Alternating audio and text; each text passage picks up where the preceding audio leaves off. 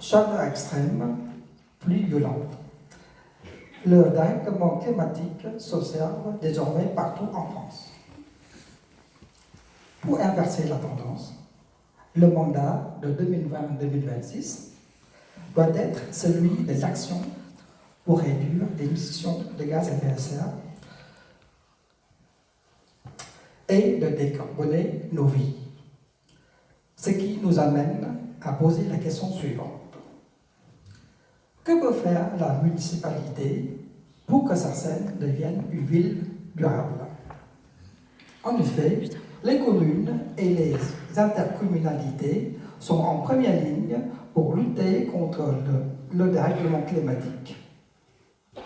Elles ont un rôle crucial à jouer car elles ont la main sur les gros postes émetteurs de carbone au niveau des transports, des bâtiments et de l'énergie. Elles sont directement à l'origine de 15% des émissions de gaz à effet de serre sur notre territoire.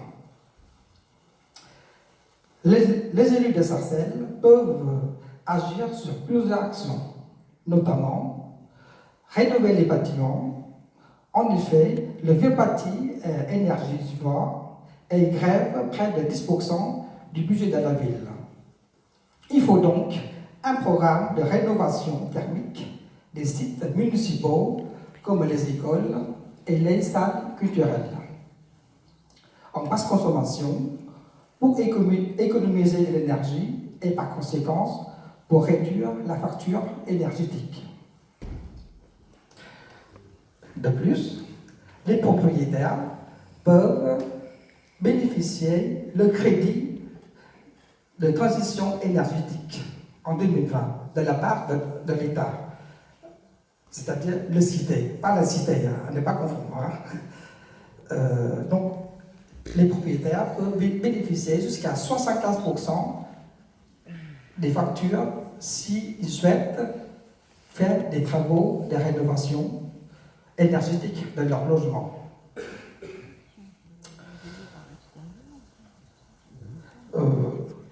Les élus peuvent aussi ne plus accorder des nouveaux permis de construire pour les grands projets immobiliers, commerciaux ou de loisirs qui empiètent sur plein des derniers poumons verts de Sarcelles et qui nuit à une biodiversité des manantiaux et qui supprime par conséquence les espaces verts à Sarcelles.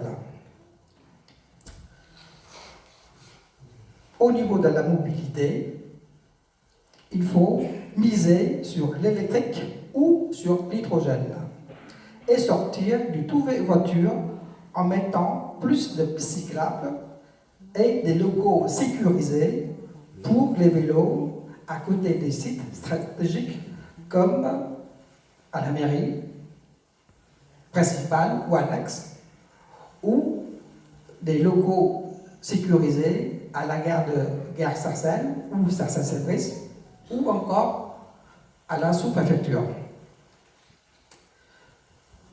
Il faut également mettre en place aussi des bornes municipales de recharge pour les véhicules électriques.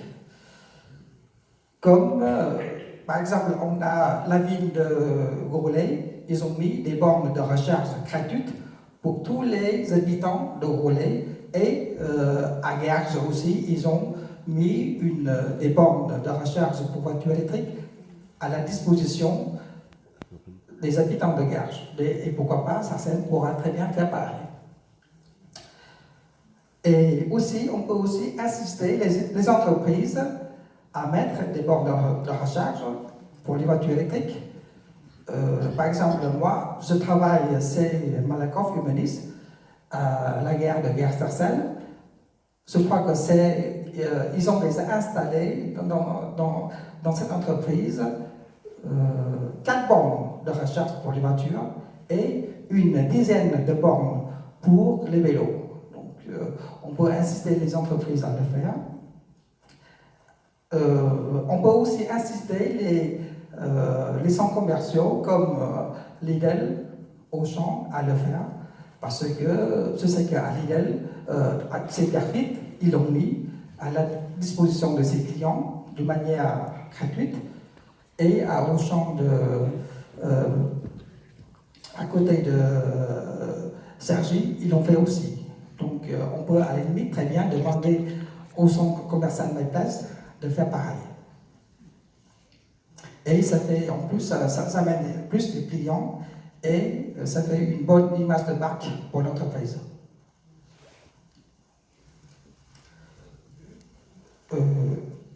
Aussi, et vous savez que pour acheter une voiture électrique, l'État nous donne plein des aides, notamment un bonus écologique qui peut aller jusqu'à 6 000 €, plus une prime à la reconversion, c'est-à-dire une prime à la casse, qui peut aller jusqu'à 5 000 €. Et si, en plus, on a un exemple pour la ville de Istres, qui se trouve dans le Bouches-du-Rhône. Alors, le conseil départemental du Bouches-du-Rhône offre 5 000 € pour acheter une voiture électrique ou hydrogène. En plus de cela, la ville de Istres, la municipalité offre 3 000 € en plus pour l'achat d'une voiture électrique ou hydrogène. Donc ça fait des aides pour pouvoir acquérir un véhicule propre. Donc si on peut prendre un exemple d'une Zoé, moi j'ai pas d'action sur Renault, mais on peut prendre un exemple d'un Zoé qui vaut par exemple 32 000 €. Et si on cumule toutes les aides qu'on pouvait avoir,